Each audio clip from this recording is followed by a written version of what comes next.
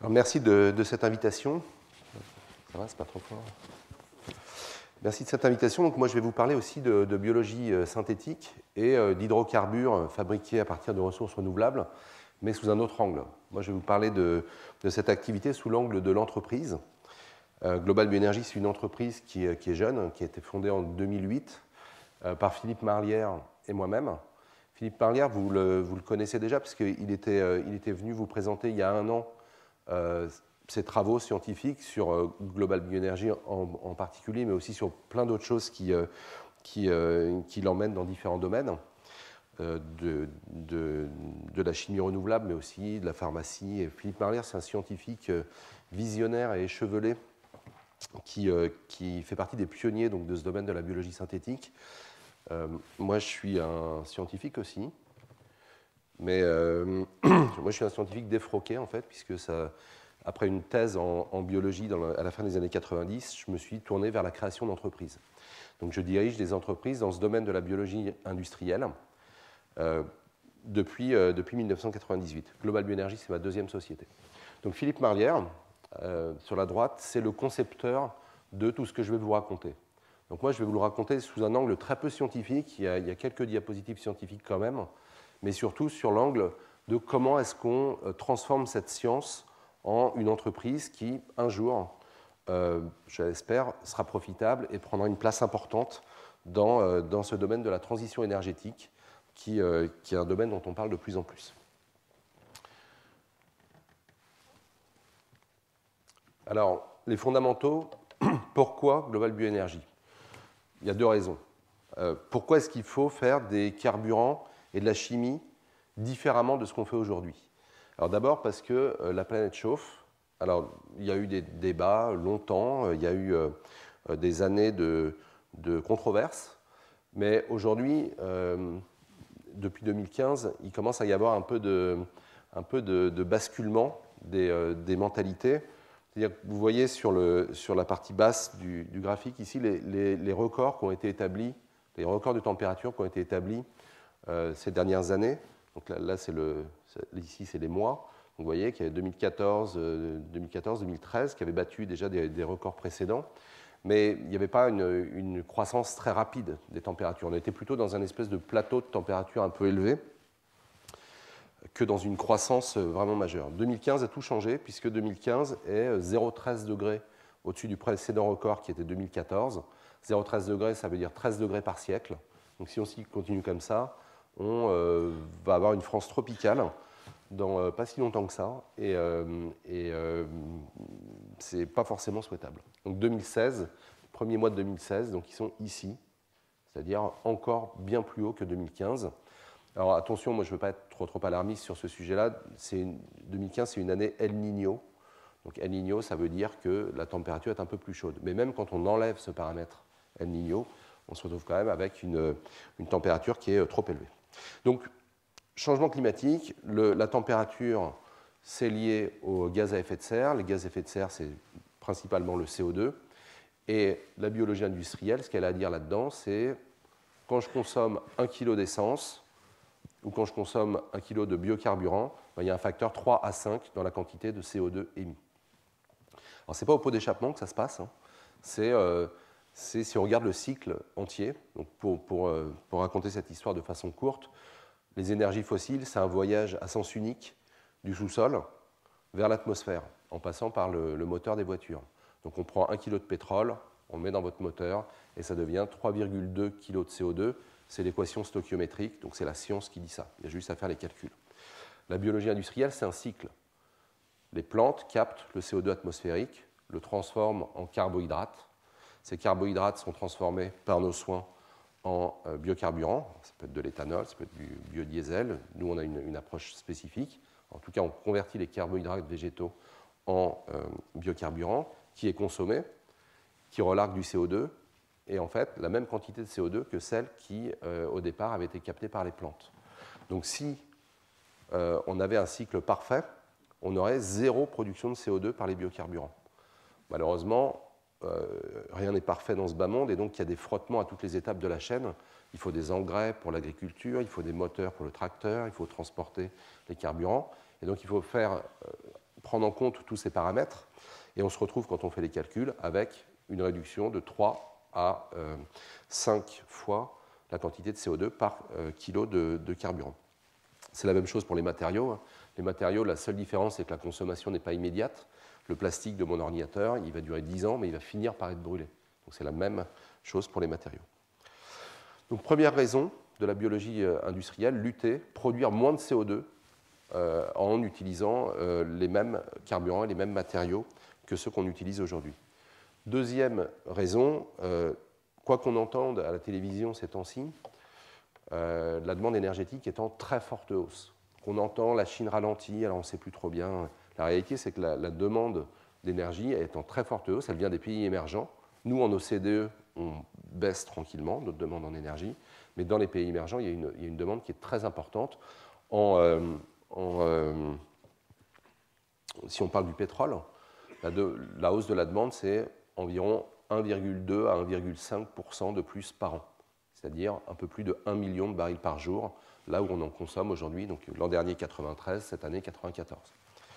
Donc cette demande, elle est très forte, elle s'accroît rapidement, et un jour, les énergies fossiles ne pourront plus répondre à cette demande, il faudra autre chose pour suppléer, et puis peut-être un jour carrément remplacer ce monde des énergies fossiles sur lequel on a construit notre civilisation depuis une centaine d'années.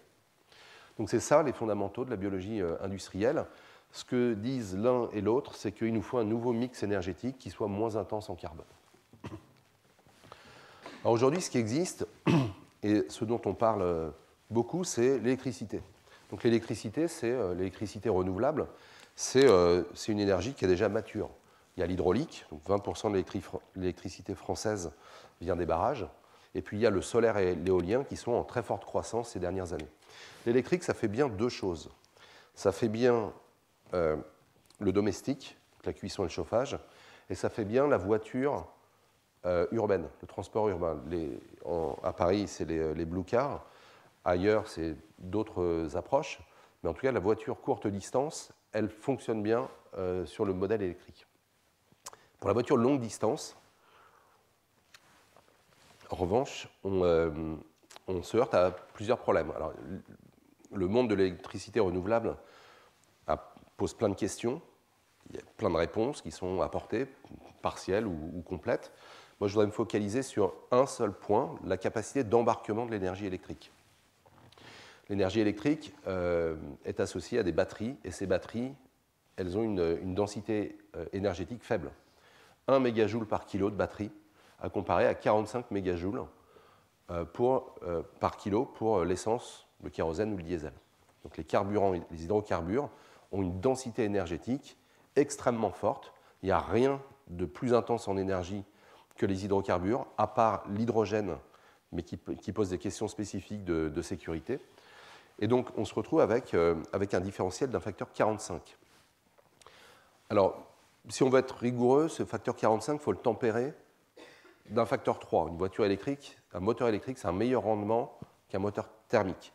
Donc faites-moi confiance, le rapport entre l'électrique et le thermique, ce n'est pas 45, c'est 15. Maintenant, prenons un exemple. On part au ski. 1000 km à faire, Alpes du Sud. 1000 km à faire, prenons une voiture standard, une Clio, une berline Clio, 4 portes, 1 tonne de voiture. Si on est avec un moteur thermique comme aujourd'hui, qu'est-ce qu'on fait? On met 60 litres dans le réservoir, c'est-à-dire 50 kg, et on a l'autonomie pour y aller. Alors, on peut s'arrêter, hein, on n'est pas obligé d'avoir une autonomie de 1000 km, c'est peut-être un peu excessif, on ne va pas rester 1000 km dans la voiture, on peut s'arrêter, mais on n'a pas envie d'être contraint sur ces arrêts. On ne peut pas s'arrêter 2 heures à midi, on ne peut pas s'arrêter 5 fois. Prenons maintenant la voiture électrique. Donc la voiture électrique, pour faire la même distance, il faut 50 kg x 15, 750 kg. Donc la voiture est plus lourde. Et puis comme elle est plus lourde, elle consomme plus. Donc on est dans un cercle vicieux.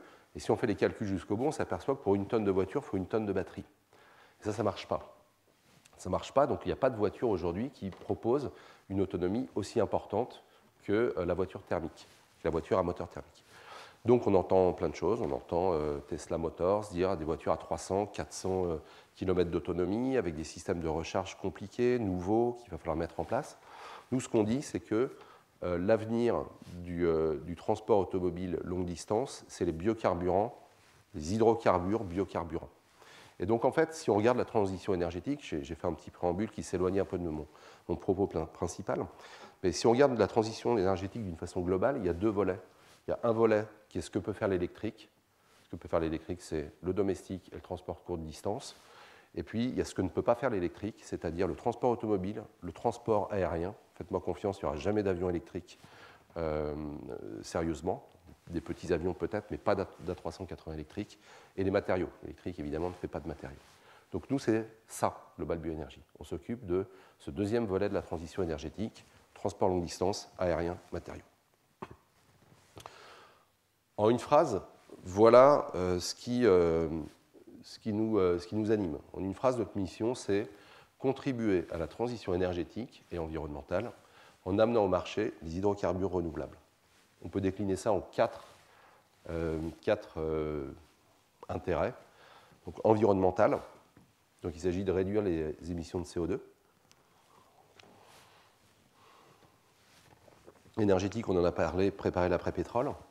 Stratégique, pour un pays comme la France ou comme les États-Unis, produire son électricité ou son énergie sur son sol, ça a un intérêt réel. On ne sait pas de quoi l'avenir sera fait. Aujourd'hui, on est dans un monde plutôt calme en Europe. Les choses peuvent changer. Et puis un intérêt économique, la vision de la biologie industrielle, c'est des petites entreprises, des petites industries, des petites unités décentralisées, c'est-à-dire présentes en milieu rural. Et donc ça coche un peu toutes les cases de ce qu'on entend depuis des années. Des emplois non délocalisables, dans des zones qui ne sont pas favorisées, avec des niveaux de qualification divers et variés. Dans une usine, il faut des emplois non qualifiés et il faut aussi quelques emplois qualifiés. Donc, pour nos économies, la biologie industrielle, c'est peut-être important. La France en particulier, qui est la première agriculture d'Europe, a vraiment beaucoup de choses à en attendre. Alors le défi, et alors là je contredis le discours de M. Fontcalf, c'est que les micro-organismes ne produisent pas naturellement d'hydrocarbures. Donc en fait, je précise hydrocarbures gazeux. Les molécules qu'on vise, nous, ce sont des hydrocarbures gazeux, et puis cette diapositive date peut-être un peu. Nous, on a commencé avant cette époque florissante qui a vu fleurir ces dernières années des différents travaux sur les hydrocarbures naturels. Mais en tout cas, les hydrocarbures que nous on vise, les micro-organismes ne les produisent pas, et il nous fallait une innovation de rupture. Alors, un petit peu de technologie, et là je vais marcher sur les mêmes traces que mon prédécesseur. L'idée de la biologie industrielle, c'est de convertir les ressources végétales en produits d'intérêt industriel. Pour ça, on utilise des micro-organismes qu'on a modifiés, c'est-à-dire dans lesquels on a implanté des voies métaboliques innovantes ou réintégrées à partir de différents objets biologiques naturels. Alors peut-être un petit mot sur les ressources, parce qu'on dit oui, les ressources végétales, et on passe souvent un peu vite. Les ressources végétales, c'est pour nous essentiellement trois choses. C'est le sucre, en Europe notamment. Donc le sucre, c'est la betterave en Europe et la canne à sucre au Brésil. C'est une industrie où il y a en fait deux parties. Il y a une fraction qui est alimentaire et une fraction qui est non alimentaire. Grossièrement, ça s'appelle la mélasse, cette fraction non alimentaire. Donc ce qui se passe dans l'industrie du sucre, c'est européen, c'est un séisme. Donc depuis les années 60, il y a des quotas. Donc ces quotas, ils ont été faits pour restreindre la production de façon à augmenter les cours, pour soutenir les agriculteurs qui, sinon, auraient eu des prix de sucre trop bas et n'auraient pas pu vivre de leur exploitation. En 2017, début 2017, les quotas disparaissent. Donc il ne reste plus qu'une récolte, octobre 2016 jusqu'à janvier 2017, il ne reste plus qu'une récolte sous quota, et derrière, chacun peut produire ce qu'il veut. Et donc, Tereos, qui est connu sous la marque commerciale Béguincet, Cristal Union, c'est le sucre d'Adi, les Allemands, Südzucker, Nordzucker et d'autres, ont tous annoncé qu'ils allaient augmenter leur production de 20%. Et donc, qu'est-ce qu'on va faire de tout ce sucre ? On va essayer de trouver des nouveaux débouchés, parce que les marchés actuels, au niveau alimentaire ou au niveau biocarburant, le sucre, on peut le transformer en éthanol et le mettre dans des biocarburants, mais dans certaines limites seulement, eh bien, ces marchés sont saturés. Le deuxième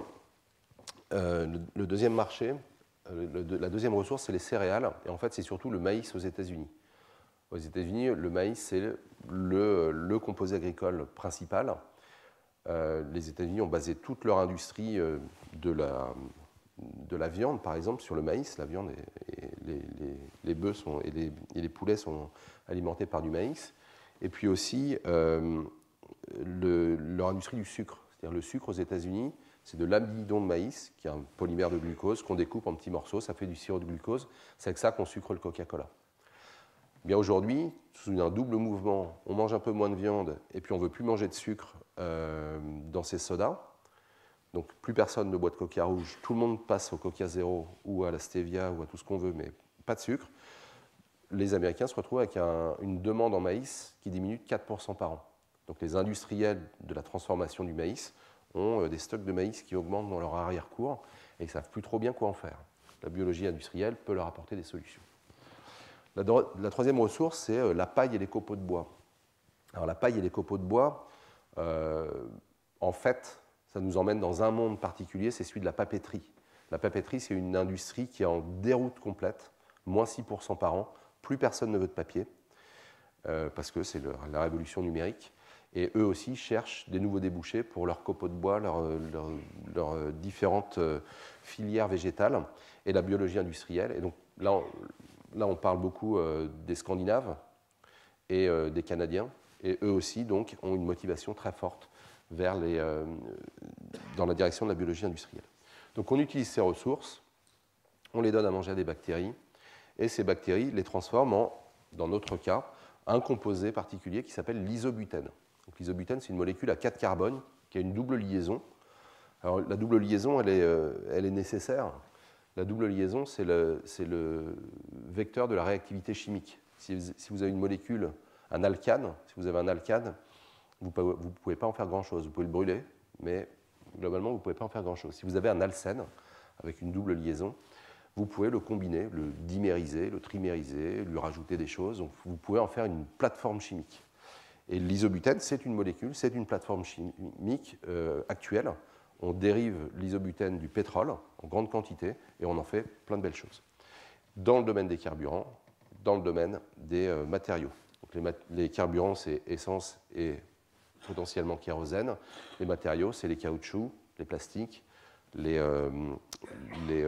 peintures aussi, de la cosmétique, de l'alimentaire. Même l'isobutène, c'est le composé principal des chewing-gums, une fois polymérisé. Et donc voilà, nous, ce qu'on a fait. Donc on a introduit une voie métabolique artificielle dans des micro-organismes, dans des bactéries Escherichia coli, qui sont bien éprouvées au niveau industriel. Et cette voie métabolique, elle peut se diviser en 3 parties. Alors c'est les quelques diapositives de science que je vous avais promises. 3 parties, c'est-à-dire qu'on part du glucose, ou du saccharose de betterave, ou des sucres en C5, qui sont les sucres extraits des déchets de la paille ou des copeaux de bois. Et ce qu'on veut, c'est que ce glucose soit transformé en acétylcoenzyme A, qui est une des molécules cœur du métabolisme. Et puis ensuite, on a une voie métabolique qui passe par l'acétone, puis l'acétone est converti en plusieurs étapes en isobutène. Donc ça ressemble à une réaction chimique qui s'appelle la réaction de Wittig. Alors, si on regarde ces 3 tronçons, ils sont en fait très différents dans l'approche scientifique qui a été nécessaire pour les mettre en place. Je commence par le tronçon du milieu, qui est très facile. Donc il y a des bactéries sur Terre qui produisent de l'acétone, donc qui convertissent l'acétylcoenzyme A en acétone. Donc on a été chercher les gènes de ces bactéries, on les a implantés dans Escherichia coli, il a fallu régler un peu les différents paramètres, et on s'est retrouvé avec une souche qui convertissait bien son acétylcoenzyme A en acétone. Je prends ensuite le segment amont. Ce segment amont, il est beaucoup plus difficile. La règle, c'est que chez les bactéries, la glycolyse, qui est la voie royale du métabolisme central, transforme le glucose en 2 acétylcoenzymes A, qui ont chacun 2 carbones, 1, 2, et en 2 CO2. Donc on perd 2 molécules de carbone à cette étape-là. Eh bien, nous avons remodifié complètement le métabolisme central des micro-organismes de façon à ce que l'équation ce soit maintenant un glucose, 6 carbone, donne 3 acétylcoenzyme A, c'est-à-dire pas de perte de carbone. En réalité, on en perd un petit peu et notre équation, c'est plutôt un glucose donne 2,7, peut-être 2,8 bientôt, molécules d'acétylcoenzyme A. Donc ça, c'est la réécriture complète du métabolisme central. Ça a demandé des dizaines de manipulations génétiques. Troisième partie, comment est-ce qu'on transforme l'acétone en isobutène? Et alors, l'isobutène, ce n'est pas un produit qui existe dans la nature. Et si on regarde d'un point de vue évolutif, on comprend bien pourquoi. Si vous êtes un micro-organisme,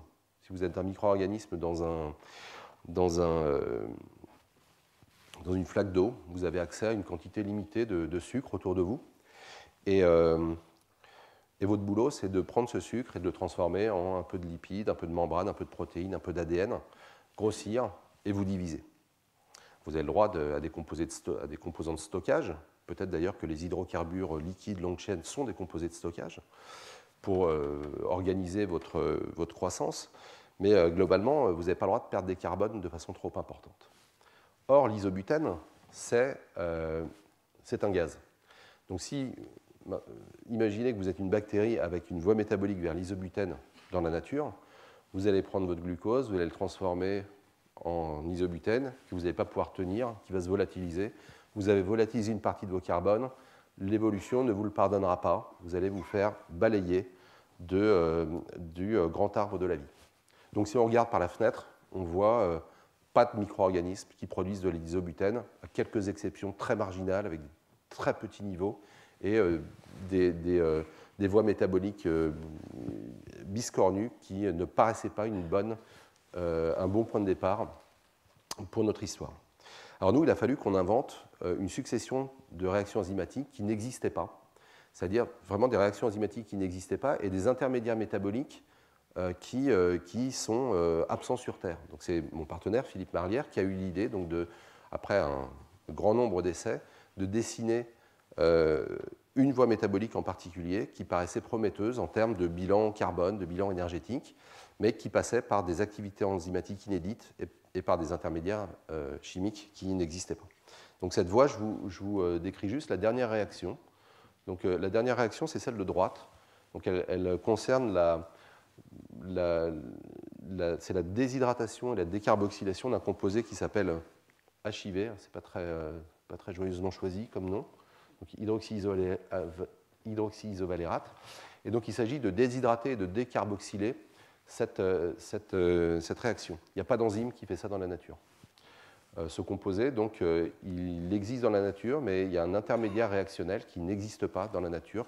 Il a fallu qu'on travaille avec cet intermédiaire réactionnel. Eh bien, donc, on a été prendre des enzymes d'une famille qui s'appelle la mévalonate 5-diphosphate décarboxylase. Et ces enzymes décarboxylent ces composés. On s'aperçoit que la partie gauche de la molécule, c'est exactement cette même molécule. Donc en fait, par proximité de substrat, on se disait qu'on avait une chance d'adapter ces enzymes-là à l'utilisation de ces substrats. Alors ici, ils paraissent bien analogues, ces substrats.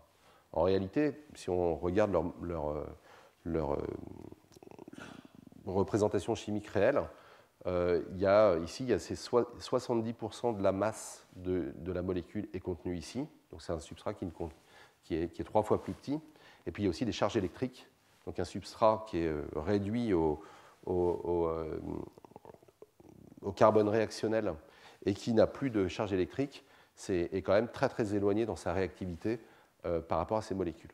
Donc on a beaucoup cherché avant de trouver une enzyme qui faisait un tout petit peu cette réaction-là. Et puis après, par ingénierie des enzymes, c'est-à-dire en combinant la génération de multiples variants et puis le criblage en utilisant un système à haut débit, système d'évolution dirigée, en fait, où on crible des milliers de mutants. Alors ici, la particularité dans notre cas, c'était qu'il fallait détecter ces mutants pour leur capacité à produire de l'isobutène, c'est-à-dire un gaz. Donc il fallait de la chromatographie gazeuse à haut débit. Ça n'existait pas. Donc il a fallu qu'on robotise de la chromatographie gazeuse. Et aujourd'hui, on a une plateforme qui fait 10 000 tests par jour et qui, chaque jour, donc permet de tester des nouvelles souches qui ont des caractéristiques améliorées. Puis vous voyez que sur ces mutants, on se retrouve avec des mutants qui n'ont pas gagné d'activité par rapport à leurs parents génétiques, des mutants qui ont tout cassé, qui n'ont plus d'activité. Donc ça, ne rien faire ou tout casser, c'est assez facile. En revanche, avoir des mutants qui ont une activité augmentée, c'est quand même largement plus difficile. Alors ça nous a animés pendant plusieurs années, et puis on s'est retrouvé à la fin avec, sur chacun des segments de cette voie métabolique artificielle, des enzymes qui marchaient bien, et donc la capacité d'intégrer toute cette voie métabolique dans des souches et de leur faire produire de l'isobutène à partir de sucre. Je reviens sur l'isobutène. Donc aujourd'hui, l'isobutène, c'est une des grandes molécules plateformes de la pétrochimie. C'est produit par ce qui s'appelle le vapocraquage. Le vapocraquage, si je reprends mon trajet vers le ski, quand vous passez Lyon, vous avez la raffinerie de Feyzin, vous avez des grandes colonnes sur la droite, ce sont des vapocraqueurs.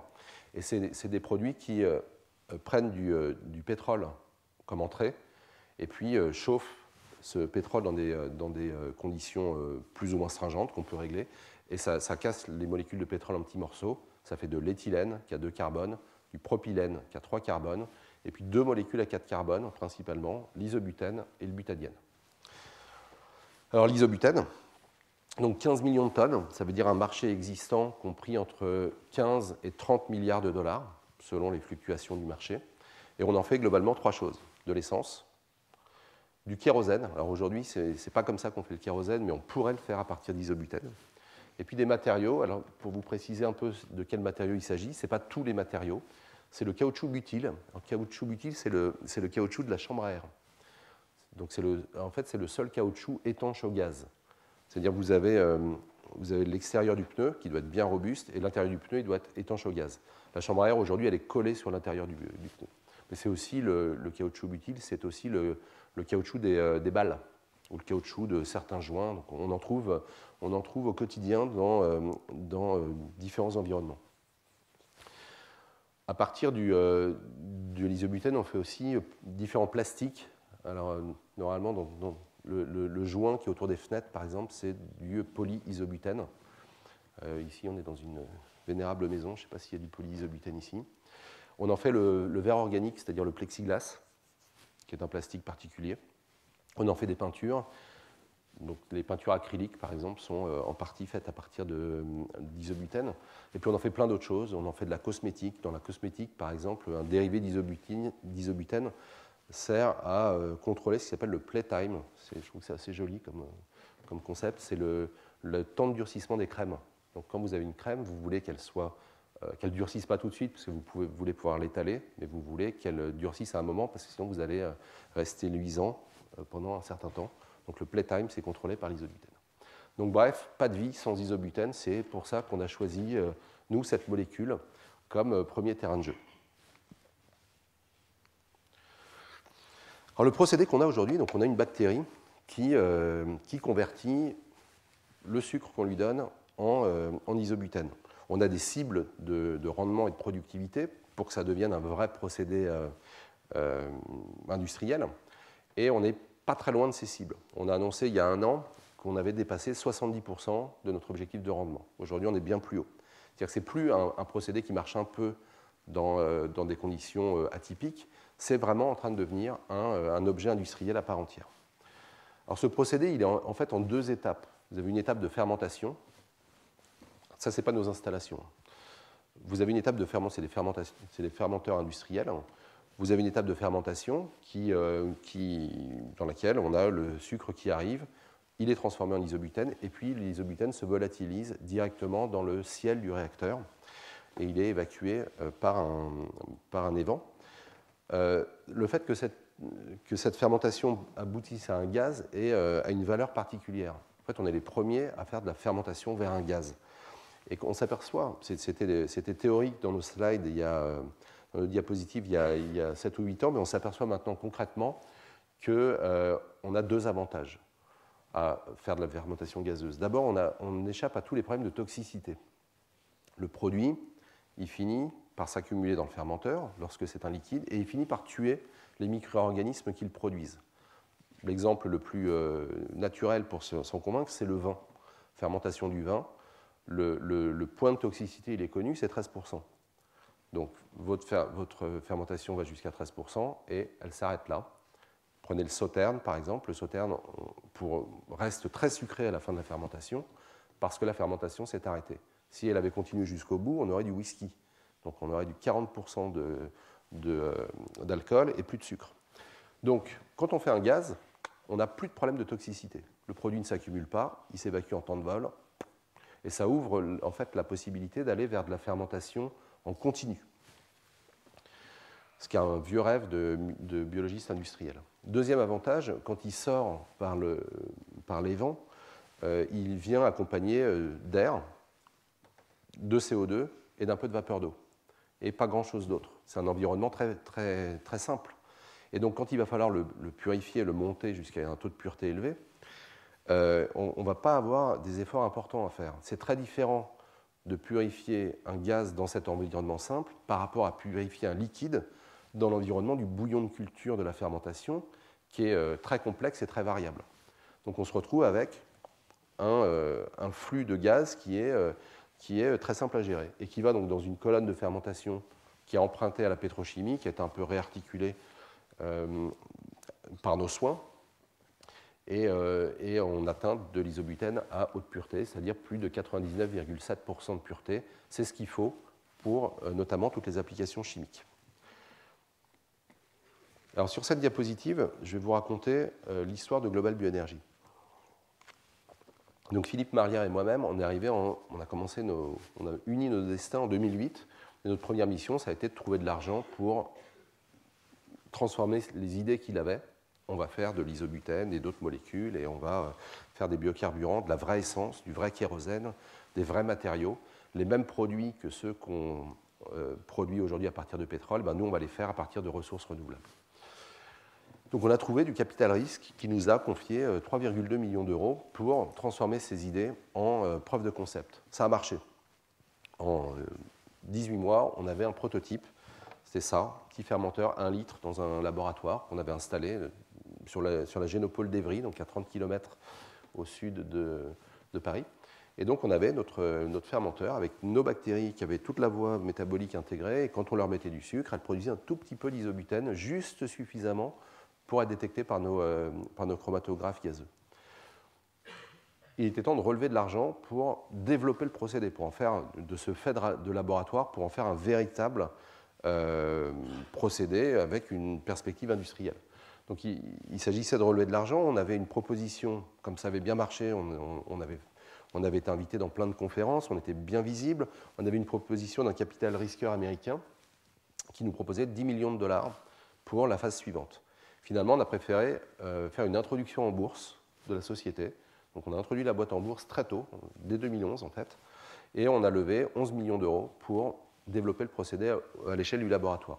Donc d'une certaine façon, ça veut dire quoi? Ça veut dire qu'on a proposé au fonds institutionnel de la place de Paris et aussi aux particuliers de France et de Navarre de faire du capital risque avec nous et de participer aux joies et aux peines de Global Bioénergie.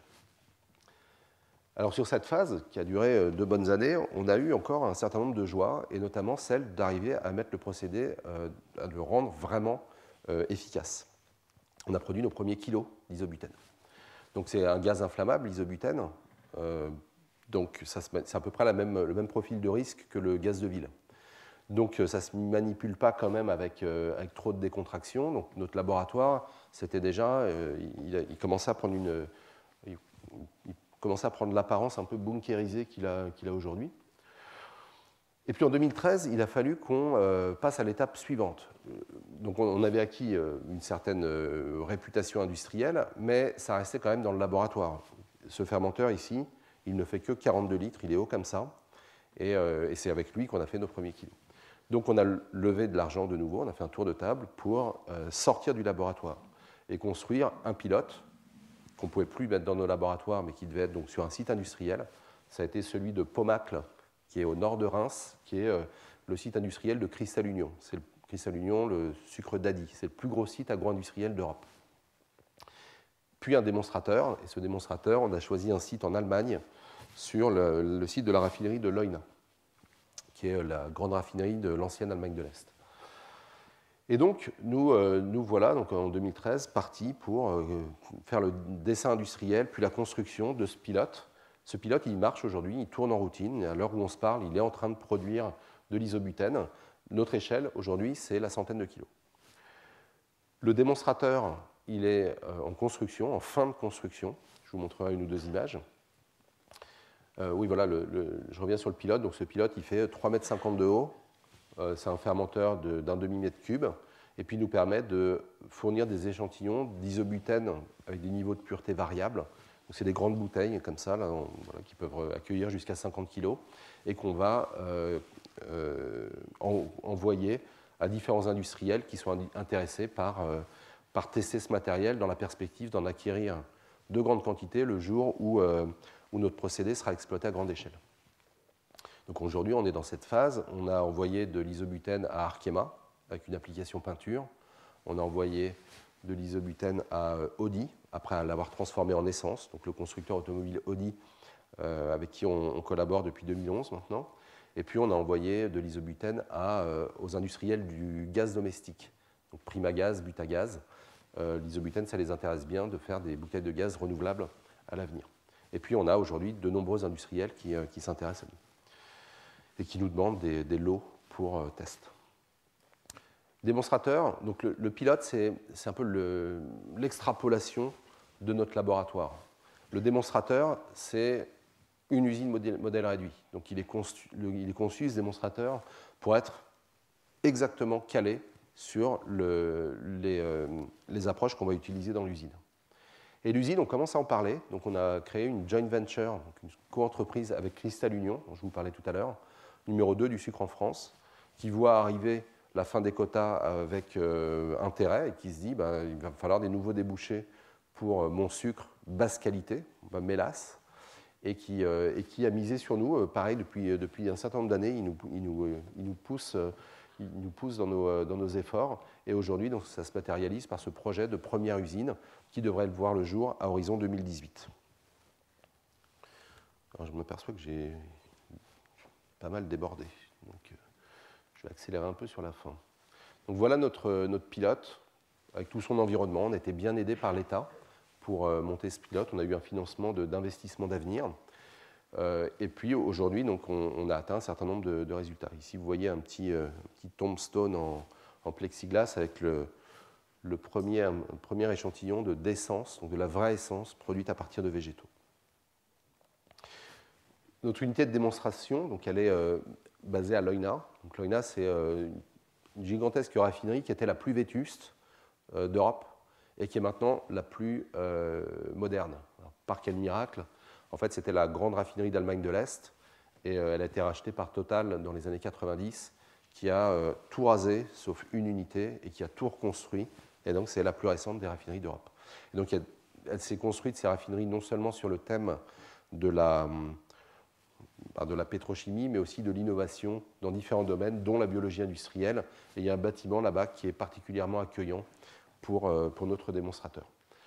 Donc, démonstrateur, capacité 100 tonnes par an. Donc, là, ça commence de nouveau à être même si c'est petit à l'échelle de l'exploitation industrielle.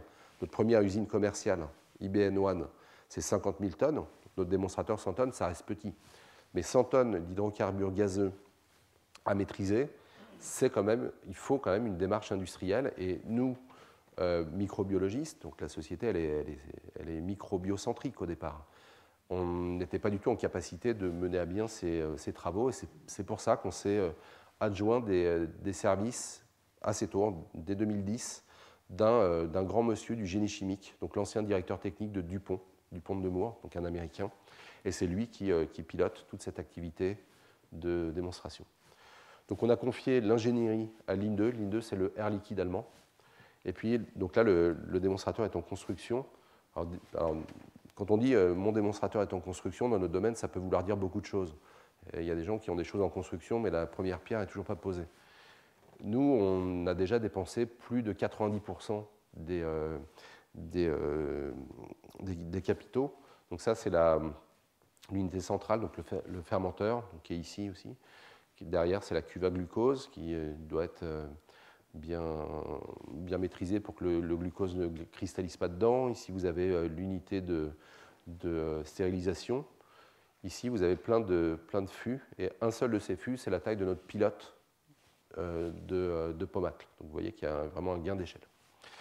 Donc il nous reste encore un peu de travail. Donc, en mai prochain, il y a l'unité de purification qui va arriver du toit, comme ça, d'un bloc, qui va se poser ici. Et puis on va devoir faire tout le piping, c'est-à-dire il y a 2,5 km de tuyaux à souder.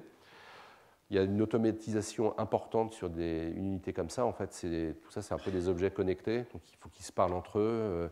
S'il y a des incidents, on envoie le gaz à la torchère ou pas du tout. Enfin, tout ça, c'est contrôlé évidemment par des logiciels complexes. Le commissioning, c'est en fait le contrôle de toutes les étapes de l'équipement, c'est-à-dire toutes les valves, tout ça, ça doit être bien contrôlé avant de démarrer. Il faut qu'on ait un coup de tampon d'un institut allemand qui s'appelle TUV, et ensuite on est parti pour notre premier run qui devrait avoir lieu dès l'automne cette année. Donc premier run, première tonne, c'est notre objectif pour cette année. Bon, à quoi ça sert? Ça sert à avoir une validation technique à l'échelle supérieure. Ça sert à produire des lots qui sont de taille compatible avec des vrais tests fonctionnels. Parce que quand on envoie des kilos à un industriel, bon, il peut regarder ce qu'il y a dans le kilo, mais il ne peut pas en faire grand-chose. Quand on envoie des tonnes, je prends un exemple, Lanxess, qui est le nouveau nom de Bayer Polymère, un gros groupe industriel, c'est le principal producteur de caoutchouc en Europe. Donc Lanxess, c'est le premier producteur de caoutchouc butyle aussi, à partir d'isobutène. Ils ont des grosses unités et ils aimeraient bien tester un peu de produits peut-être un jour. Et il faut faire un test fonctionnel, c'est-à-dire qu'il faut faire un test de polymérisation pour être sûr que le produit ne contient pas d'impuretés, même d'impuretés à très faible niveau qu'on ne verrait pas en chimie analytique. Il faut être certain que ce produit fonctionne. Donc c'est pour ça qu'aujourd'hui, on a une démarche d'établissement de liens avec des industriels pour leur convoyer des lots d'isobutène. Et puis, sur un point de vue plus business, notre unité de Leuna, donc allemande, ça va être en fait notre boutique d'ingénierie. C'est eux qui, nous on est les microbiologistes en France, et eux ça va être les ingénieurs qui vont nous aider à designer les futures usines. Alors une usine, telle qu'on la voit, c'est trois choses. Donc c'est une licence de notre technologie. La licence, elle porte sur tous les brevets qu'on a pu déposer, mais aussi sur les souches. Et puis enfin sur tout le génie chimique qui a été, tout le design industriel qui est réuni dans ce qui s'appelle un process book. C'est un gros paquet de documents qui dit tout ce qu'il faut savoir pour construire une usine. Donc ça, c'est ce que nous, on offre aux industriels. Et puis eux, il faut encore qu'ils se débrouillent avec un contrat d'approvisionnement et des contrats commerciaux. Pour que l'écosystème d'une usine fonctionne, il faut qu'il y ait tout ça. Et c'est compliqué à monter, parce qu'il y a une histoire de poulet d'œuf là-dedans. Tant qu'on n'a pas d'usine, on ne peut pas aller voir trop les clients, puisqu'on va leur dire quoi.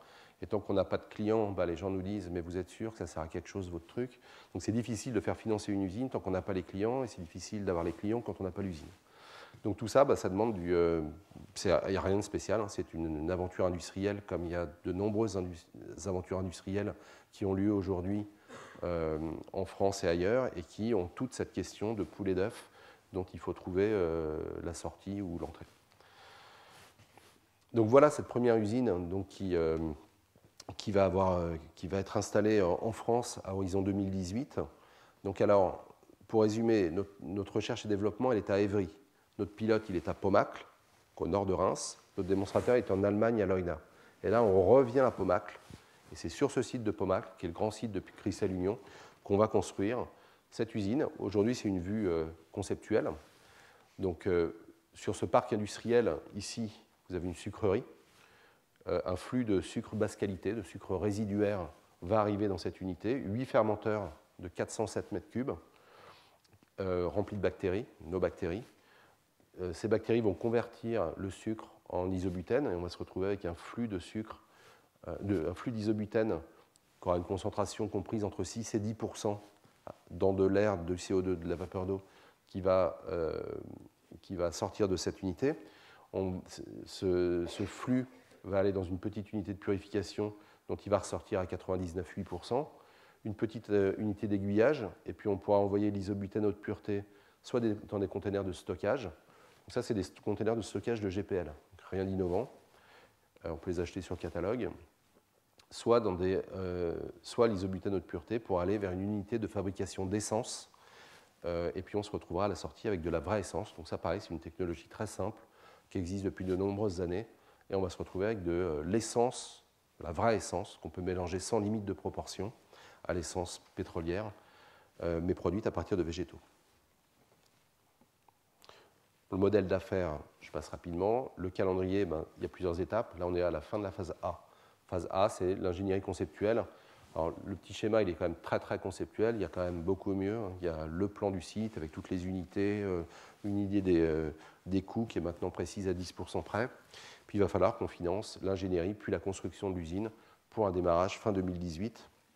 Ce qu'on voudrait, nous, c'est être à l'heure pour la récolte 2018-2019. Une question qu'on nous pose tout le temps, c'est à quel prix du baril est-ce que votre unité va être compétitive? Alors la réponse, évidemment, c'est ça dépend. Donc ça dépend du prix du sucre, déjà. Donc ici, vous avez le prix du baril, et ici, vous avez le prix du sucre. Le prix du sucre, basse qualité, il varie entre 250 et 350 $ la tonne. Là, il est poussé gentiment vers le bas par la proximité de la fin des quotas. Estimons qu'il est à 300 $ le baril. Je vous demande de vous concentrer sur cette ligne-là, qui définit la profitabilité dans les applications chimie.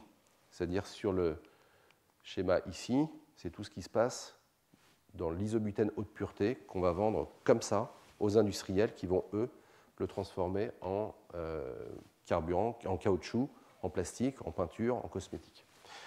Donc on voit que cette ligne-là, qui définit la profitabilité du procédé, il nous faut 80 $ le baril il nous faut un prix de pétrole à 80 $ le baril. Alors ça, donc 80 $, ça paraît aujourd'hui un peu élevé, mais c'est quand même la valeur moyenne de ces 5 dernières années. Ça ne paraît pas impossible du tout.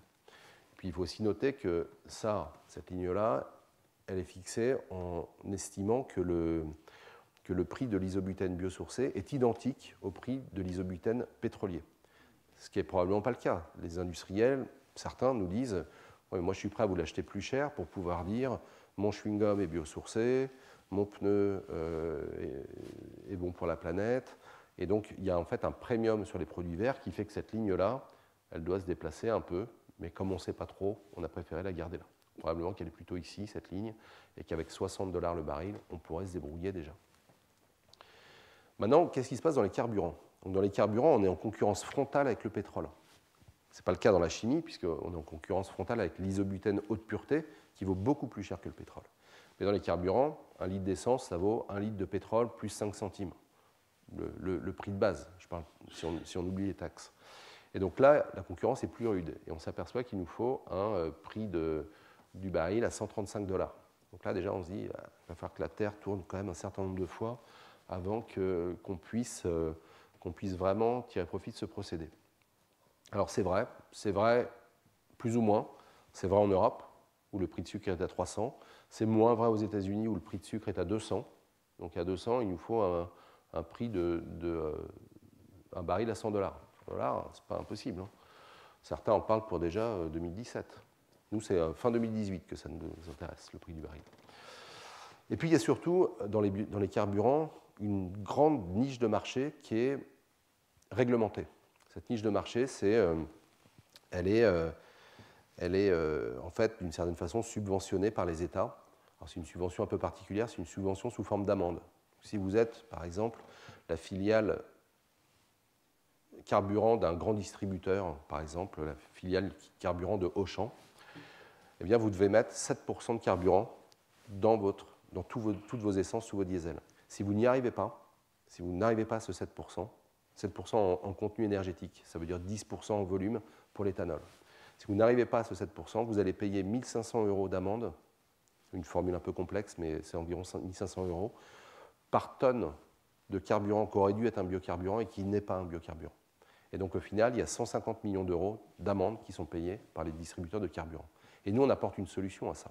Pourquoi est-ce que les distributeurs n'arrivent pas à ce 7%? C'est parce que l'éthanol pose des contraintes. On ne peut pas le mélanger au-dessus d'un certain seuil.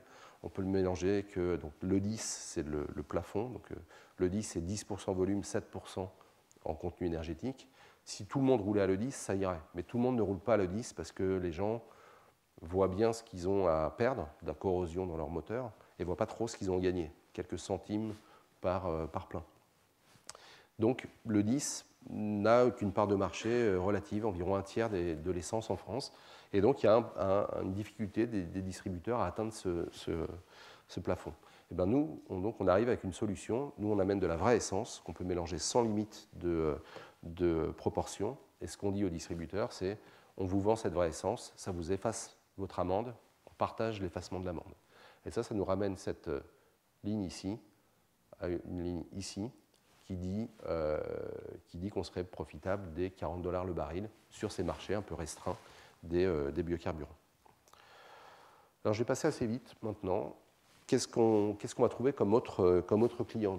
Les sucriers en Europe, les amidonniers aux États-Unis, on en a parlé, la Scandinavie, plein de papetiers malheureux, les chimistes et ceux qui sont classifiés comme les détenteurs de marques, donc les Coca-Cola, les Nike, tout ce monde-là a envie de faire des produits renouvelables et eux sont prêts à le payer plus cher que leur équivalent pétrolier. Les distributeurs de carburant, je viens d'en parler, ils doivent augmenter leur taux d'incorporation. Bon, on a des objectifs pour 2016, une analyse économique sur les États-Unis qui dit qu'il y a encore une histoire de points de profitabilité et ça dit que nos usines, elles seraient, si on fait de la rétro-analyse, elles seraient profitables sur l'essentiel des dernières années, même en 2015, qui était pourtant associé à un pétrole très bas, mais aussi à un prix de sucre très bas. Les marchés, il y a un peu de redite là-dedans, donc je vais passer vite. Donc là, on parle des marchés sur les matériaux. Ici, on parle de l'essence. Et en fait, ce qui est assez étonnant, c'est qu'on a très peu de concurrence sur cette histoire d'essence biosourcée. On a juste une approche compétitive aux États-Unis avec une autre molécule qui permettent de passer de 10% à 16% de biocarburant dans l'essence, mais pas comme nous d'aller jusqu'à du biocarburant pur. Et je voulais m'attarder un peu sur l'accord qu'on a avec le groupe automobile Audi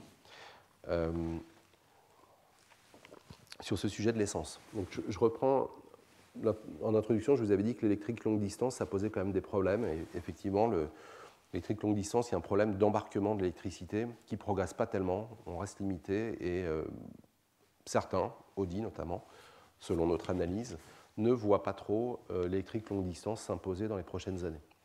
Ce qu'ils voient, ce sur quoi ils misent, c'est le biocarburant à outrance. Alors, avec eux, on est en train de mettre un système particulier qui est basé sur un système de compensation, un peu comme ce qui existe dans le domaine de l'électrique. Alors, comment ça marche? Vous achetez une Audi voiture et on vous dit, vous allez pouvoir rouler avec 100% de biocarburant. Alors, très bien, c'est quelque chose de très particulier. Et cette particularité, c'est d'une certaine façon ça que vous achetez, mais vous n'avez pas envie d'avoir des contraintes. C'est-à-dire que vous n'avez pas envie d'avoir l'obligation d'aller à certaines pompes qui sont du biocarburant pur et d'être limité dans vos choix de remplissage de carburant. Mais alors justement, non. Vous pouvez aller n'importe où, dans n'importe quelle pompe, chez Intermarché, chez Total. Vous mettez 53 litres d'essence dans votre voiture et vous refermez le réservoir et votre voiture envoie un signal au siège d'Audi qui va prendre connaissance que telle voiture a acheté 53 litres d'essence tel jour. Audi va produire 53 litres de bioessence dans son usine ou dans l'usine d'un sous-traitant sous son contrôle. Donc Audi va produire l'équivalent de l'essence que vous avez achetée en bioessence, en essence biosourcée. Et cette essence va être mise dans un dépôt, elle va être consommée par des milliers d'anonymes mélangés dans le flux d'essence pétrolière. Indirectement, c'est vous qui avez consommé cette bioessence. indirectement parce que c'est votre acte d'achat qui a déclenché la production de cette essence. Et donc, comment ça marche maintenant au niveau économique tout ça? Un biocarburant, aujourd'hui, ça coûte un peu plus cher qu'un carburant fossile. Donc, qui paye? Qui va payer ce surcoût? Et en fait, l'ardoise va être divisée en trois. Une partie vous, puisque vous avez une volonté de participer à la transition énergétique et vous affichez un militantisme environnemental, ça peut être vous qui acceptez de prendre une partie de ce surcoût. Ça peut être Audi aussi, qui peut se dire, bah oui, mais moi j'ai un argument commercial, j'ai des nouveaux clients, je suis différencié, je peux vendre mes voitures plus chères ou je peux en vendre plus au même prix, et donc ça vaut bien quelque chose. Et puis ça peut aussi être les pouvoirs publics, de la même façon qu'il y a des pénalités sur les distributeurs pour le carburant, il y a aussi des pénalités pour les constructeurs automobiles sur leur capacité, enfin sur les propriétés de leurs voitures.